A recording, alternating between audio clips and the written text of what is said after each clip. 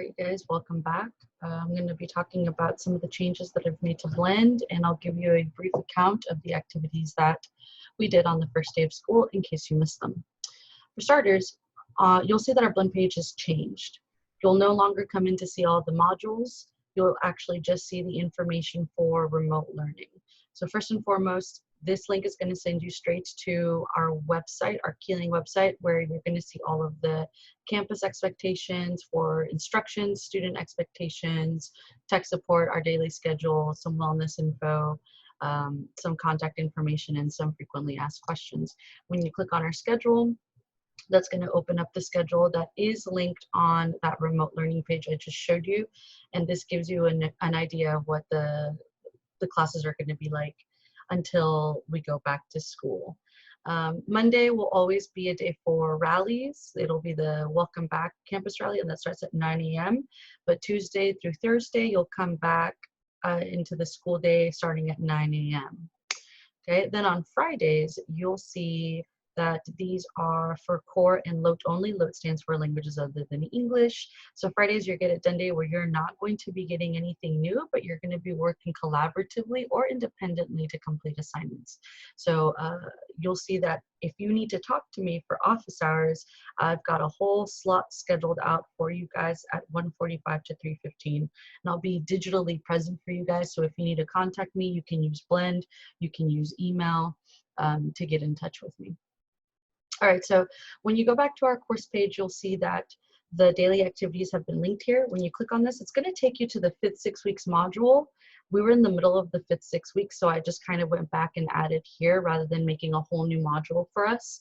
You'll see that I've got the first 2 dates of our class sessions right here, and when you click on April 7th, and any subsequent date afterwards, you're going to be taken to the activities for the day, which include the day of the week, the day of the month, which month we're in, the year, the objectives, and the activities. And all of these will have links attached to them. So for April 7th, we talked about, I had a little bit of a check-in with you guys just to see how you guys are doing, and I reviewed some of the changes that I might have made to Blend. I'm continuing to make changes, so as these changes roll out, I'll make sure to always start off with that, whether it's on video or whether it's in a Zoom conference. Let's see, I also went over some of those campus-wide teacher and student expectations for distance learning. I represented the imperfect tense endings. I actually pulled it up and searched it for you guys, but really the video that I used was just the video from Latin tutorial that you guys had for homework a couple of weeks back.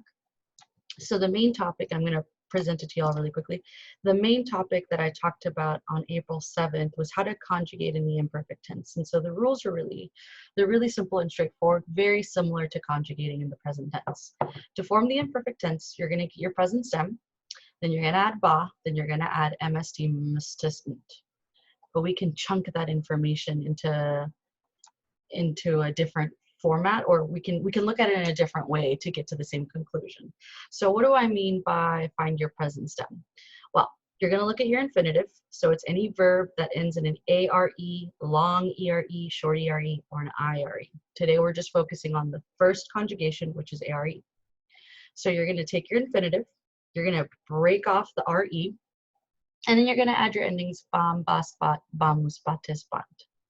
When you're conjugating in the context of a sentence, you'll be looking at a sentence with the words in the nominative case, perhaps in the accusative, perhaps in the ablative, maybe in the dative, or the genitive, and you're going to have to determine who your subject is based on the nominative endings, and then attach an ending to your stem. So you're going to identify your stem, break off the RE, and then add your endings. Please note that the A is long throughout in the stem. If there's a macron that appears prior to this main vowel, then that will be long as well, okay?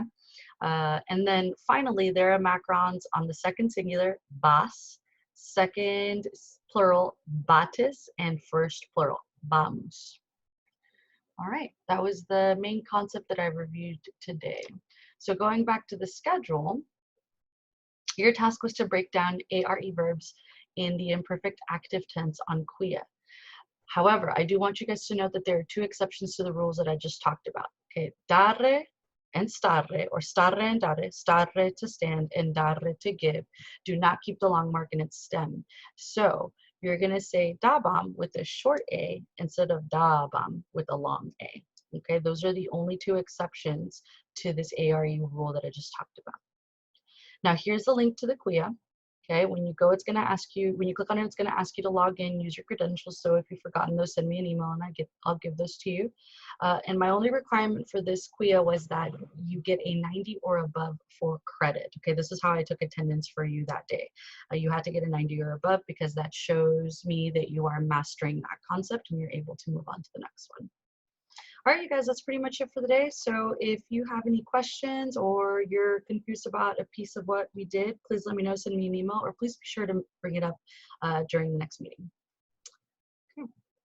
Thank y'all.